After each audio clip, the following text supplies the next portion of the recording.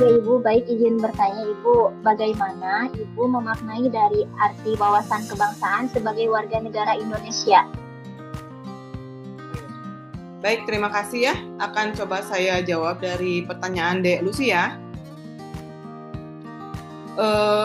Saya mendefinisikan dari kata wawasan kebangsaan pada posisi dan kapasitas saya sebagai ASN khususnya, di mana wawasan kebangsaan adalah bagaimana kita memandang atau cara pandang yang universal dan atau menyeluruh ya terkait kita sebagai warga negara, sebagai bagian dari rakyat di negara kita ya, memandang memiliki wawasan berdasarkan Pancasila, NKRI, Undang-Undang Dasar tahun 1945, serta Bhinneka Tunggal Ika yang menempatkan kepentingan nasional di atas kepentingan individu atau pribadi ataupun golongan ya.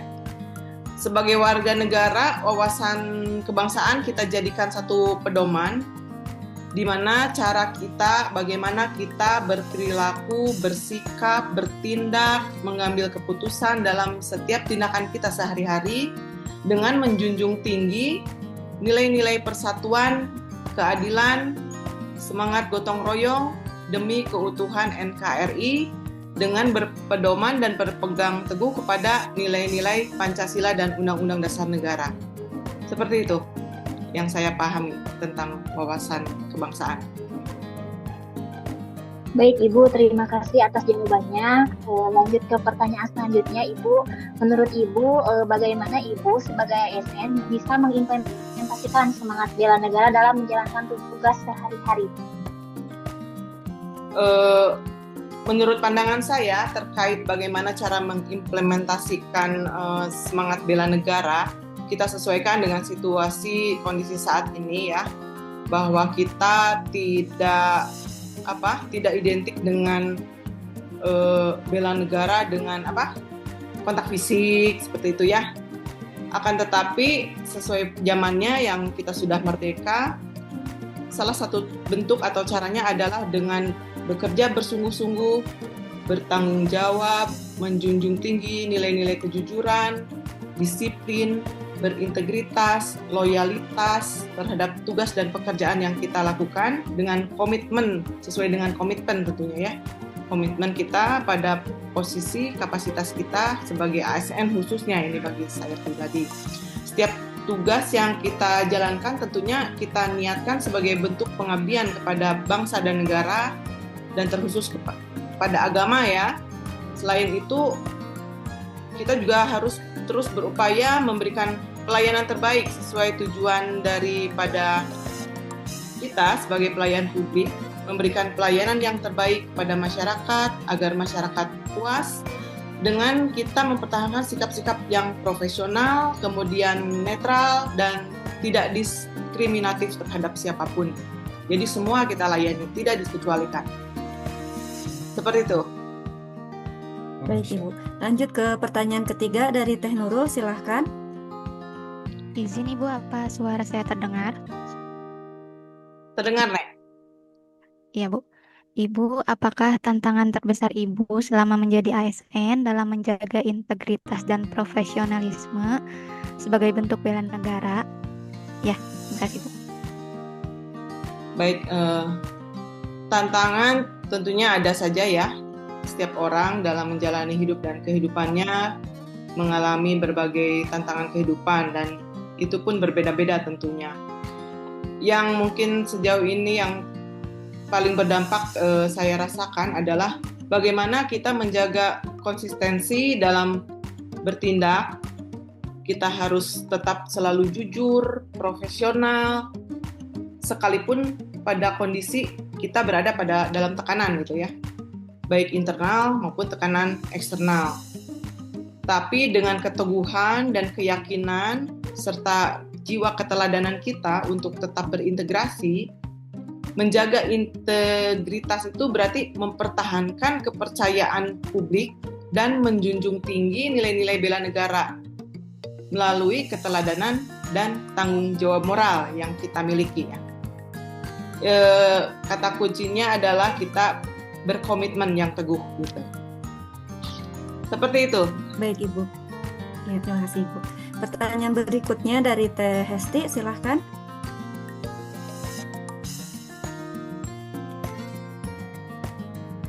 Siap, terima Saya kasih. dari Teh Fitri, iya silahkan.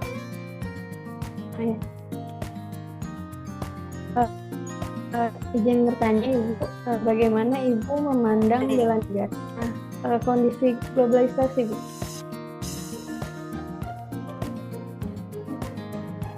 Ya, mohon maaf, bisa diulang pertanyaannya?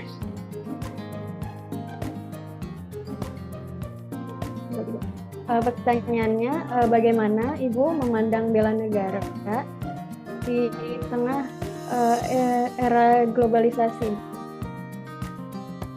Baik, di era globalisasi saat ini, di mana arus informasi berseliweran ya, dengan kemajuan teknologi dan kecanggihan saat ini yang sepertinya nyaris tidak ada batas waktu dan ruang ya. Di era globalisasi ini, bela negara selalu memiliki makna yang penting ya dan luas. Negara kita tidak lagi hanya identik dengan perjuangan fisik saat ini, tidak seperti pada zaman-zaman lalu ya, berperang dengan kontak fisik. Akan tetapi bela negara berarti menjaga kedaulatan bangsa dengan tetap berpegang pada nilai-nilai Pancasila, menjaga budaya nasional, kemudian juga meningkatkan daya saing agar kita tetap dipandang utuh ya oleh negara-negara lain, tidak dianggap remeh ya. Dan juga tentunya kita tetap menjaga dan memiliki nilai jati diri negara kita yang positif dan baik, berdiri tegak di antara negara-negara lainnya. Seperti itu. Dan kita tidak terpengaruh dengan arus global. Seperti itu. Selanjutnya dari Teh Fitri, silahkan Teh Fitri. Baik, terima kasih Teh. Izin Ibu, menurut Ibu, bagaimana penerapan nilai-nilai wawasan kebangsaan bisa memperkuat pelayanan publik? Baik, terima kasih. Untuk pertanyaan ini akan coba saya jawab bahwa nilai-nilai wawasan kebangsaan memiliki peran yang penting tentunya dalam memperkuat pelayanan publik, di mana dengan kita menanamkan nilai persatuan, keadilan, dan empati, kita dapat memberikan pelayanan yang adil dan menghargai keberagaman masyarakat di Indonesia, tidak memandang perbedaan agama, suku, budaya, seperti itu. Dan ketika kita memahami dan menerapkan nilai kebangsaan tersebut, maka otomatis pelayanan publik juga akan menjadi lebih humanis dan berkeadilan. Mungkin seperti itu jawaban. Untuk pertanyaan terakhir, saya persilahkan kepada Teh Fajar. Mangga. Terima kasih waktunya, teman-teman. Ibu, dari saya, menurut Ibu sebagai ASN, apa saja ancaman, tantangan, hambatan, dan gangguan yang terjadi pada masa sekarang? Mengenai ATHG ya, atau ancaman, tantangan, hambatan, serta gangguan. Sebagai ASN, ini perlu kita sadari bersama-sama bahwa berbagai ancaman, tantangan yang dapat kita contohkan bentuknya adalah seperti semangat nasionalisme, pengaruh negatif media sosial, juga godaan untuk tidak netral dalam dinamika berpolitik. Hambatan-hambatan dimaksud itu muncul diantaranya dari satu bentuk birokrasi yang belum sepenuhnya efisien dan perubahan cepat di era digitalisasi sekarang ini. Akan tetapi kita tidak perlu khawatir ya, di mana semua itu dapat kita hadapi dengan komitmen kita yang kuat untuk selalu belajar kapanpun, dimanapun. Kita tidak memandang usia kita udah berapa, merasa muda, merasa tua gitu ya. Jadi tidak ada kata terlambat untuk belajar. Kemudian kita pandai-pandai beradaptasi, fleksibel dengan lingkungan, dengan siapa kita bergaul, kemudian bekerja dengan semangat, dengan dasar bahwa kita berkomitmen untuk tetap selalu menjaga dan membela negara NKRI. Harga mati. Itu ya Dek yang bisa saya jawab, barangkali kurang lebihnya. Mohon maaf. Wawasan kebangsaan itu yaitu cara pandang ya. Cara pandang bangsa Indonesia dalam mencapai tujuan nasional, sebenarnya seperti itu. Tetapi kan luas cara pandangnya itu. Kita lihat, mungkin bisa dilihat dari budaya, kemudian mencakup juga politik, sosial budaya, ekonomi, keamanan. Nah, di antaranya itu pada intinya akhlak, penerapan akhlak di pendidikan yang diterapkan di sekolah atau di madrasah lah khususnya yang saat ini Bapak sedang emban, itu sangat dinomorsatukan. Kemudian mengenai budaya ya, budaya penerapan wawasan kebangsaan ya, memang banyak itu yang diantaranya itu memelihara budaya lokal. Kan itu ada di antara penerapan wawasan kebangsaan. Kita sudah mungkin jadi tugas mungkin ya, jadi tugas kita sebagai para pelaku di NKRI, khususnya Bapak sebagai pendidik mungkin ya, itu sebagai tantangan ya, memelihara budaya lokal. Pengimplementasian itu banyak ya di sekolah yang biasa saja ya diterapkan. Di antaranya setiap kali para siswa bertemu guru itu diajarkan untuk menghormati ya, menghormati dia, mengecup tangan gurunya gitu kan. Itu sudah menjadi kebiasaan itu.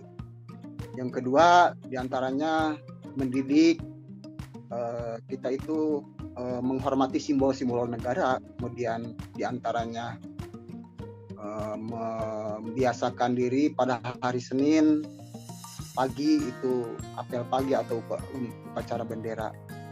Dibiasakan setiap pagi itu anak-anak membacakan Pancasila kan, itu diantaranya itu. Nah, kemudian belajar baris berbaris kan gitu. Untuk melatih misalkan kesiapan diri, mempersiapkan diri dengan PBB-nya. Nah, itu jadi bela negara di sekolah itu memang sangat mendasar, sangat sederhana untuk generasi muda. Jadi pada intinya dasari, bentengi diri kita dengan moral, akhlak, beragama, kan, untuk menepis hal-hal yang tidak diinginkan, yang tiba-tiba longgar masuk ke perangkat kita, kan. Satu contoh ini ada misalkan berita yang dianggap hoax, cukup sampai di kita saja, jangan sampai berita tersebut bisa menyebar dari tangan kita. Nah, seperti itu. Halo, selamat pagi. Selamat pagi. Silahkan perkenalkan nama Anda siapa dan pekerjaannya apa. Oke, sebelumnya selamat pagi. Izin perkenalan, nama saya Indi Behaki. Saya adalah seorang mahasiswa. Untuk saat ini saya berkuliah di IPB University dari Departemen Akuntansi dari Fakultas Sekolah Vokasi. Untuk umur saya kelahiran 2007, berarti saya sekarang 18 tahun. Oke, di sini saya akan mewawancara Anda mengenai apa makna dari wawasan kebangsaan dan bagaimana Anda sebagai mahasiswa memaknai arti dari wawasan kebangsaan tersebut. Nah, untuk pertanyaan yang pertama, sebagai mahasiswa nih, bagaimana Anda memaknai wawasan kebangsaan sebagai warga negara Indonesia? Coba boleh dijelaskan. Menurut saya, wawasan kebangsaan adalah bagaimana cara pandang yang menempatkan kepentingan bangsa dan negara di atas kepentingan pribadi maupun golongan, serta menjadi dasar dalam bersikap dan bertindak sebagai warga negara Indonesia. Oke, jadi itu ya menurut Anda arti dari wawasan kebangsaan. Untuk pertanyaan selanjutnya, wawasan kebangsaan ini mencakup juga tentang bela negara di tengah kondisi global yang sekarang ini semakin kompleks karena adanya pengaruh sosial media, kemudian perbedaan dari pandangan politik, masuknya budaya asing ke Indonesia. Nah, sebagai mahasiswa nih, bagaimana Anda memandang bela negara di tengah kondisi yang seperti saat ini terjadi? Seperti yang kita ketahui sekarang, untuk berbela negara memiliki banyak cara untuk mencapai tujuan tersebut. Nah, di era global sekarang bukan hanya melalui pertahanan fisik, tetapi juga dengan menjaga persatuan, bersikap kritis terhadap pengaruh luar, dan menggunakan media sosial secara bijak agar tidak mudah terprovokasi. Berarti Anda rajin main sosmed ya? Ya, betul. Oke. Nah, karena kan tadi menurut Anda bahwa bela negara sekarang ini di era media sosial agar tidak terpengaruh oleh provokasi. Nah, bagaimana sih ancaman apa saja yang menurut Anda bisa mengganggu persatuan bangsa di masa globalisasi ini? Ya, banyak sekali ancaman terhadap persatuan bangsa di era globalisasi ini. Salah satunya yaitu penyebaran berita hoax, intoleran, terus perbedaan pandangan politik yang berlebihan, serta pengaruh budaya asing yang tidak disaring dengan baik. Oke. Nah, caranya untuk menumbuhkan semangat cinta tanah air seperti apa? Apalagi di lingkungan kampus yang notabene banyak orang yang berbeda-beda gitu pandangannya. Saya kalau sebagai mahasiswa, saya selalu berusaha menumbuhkan rasa cinta tanah air dengan mengikuti kegiatan positif yang berorientasi pada kebangsaan, terus juga menghargai keberagaman di lingkungan kampus ya, seperti kita ketahui banyak sekali perbedaan di kampus, terus serta mendukung penggunaan produk dan karya anak bangsa. Oke, berarti saat ini Anda sudah melakukan hal-hal tersebut ya? Ya, sudah. Pertanyaan terakhir nih, sebagai mahasiswa, bagaimana bentuk bela negara di era digital ini? Ya, seperti yang kita ketahui tadi di awal, bahwa bela negara itu banyak cara untuk mencapainya di era sekarang. Nah, untuk bela negara di era digital, menurut saya bisa dilakukan dengan cara sederhana, seperti menyebarkan informasi yang benar, menjaga etika saat berpendapat di media sosial, dan turut mempromosikan hal-hal positif tentang Indonesia. Oke, baik, itu saja pertanyaan dari saya. Terima kasih atas waktu luangnya. Semoga Anda sehat selalu. Terima kasih. 1, 2, 3. Dari video interview tersebut, kami bersepuluh mengambil kesimpulan. Yang pertama, bahwa meskipun narasumber berasal dari latar belakang dan generasi yang berbeda, dari hasil wawancara terlihat bahwa wawasan kebangsaan dan bela negara masih tetap terjaga. Isu yang paling banyak disebut bisa menimbulkan AGHT adalah kemajuan teknologi atau internet. Jika tidak digunakan dengan bijak, maka akan menjadi pedang bermata dua yang berpotensi menjadi ancaman untuk persatuan dan kesatuan Indonesia. Dan yang terakhir adalah di zaman sekarang ini perilaku bela negara tidak berhubungan dengan perang atau harus mengangkat senjata. Akan tetapi bela negara ini bisa diimplementasikan dengan kegiatan-kegiatan sehari-hari yang sederhana di wilayah kantor kita dan juga wilayah masyarakat. Itu saja kesimpulan dari kelompok kami. Mudah-mudahan interview wawasan kebangsaan dan juga bela negara ini bermanfaat. Jangan lupa nonton channel kami lagi kemudian ya. Like, share, dan subscribe. Terima kasih.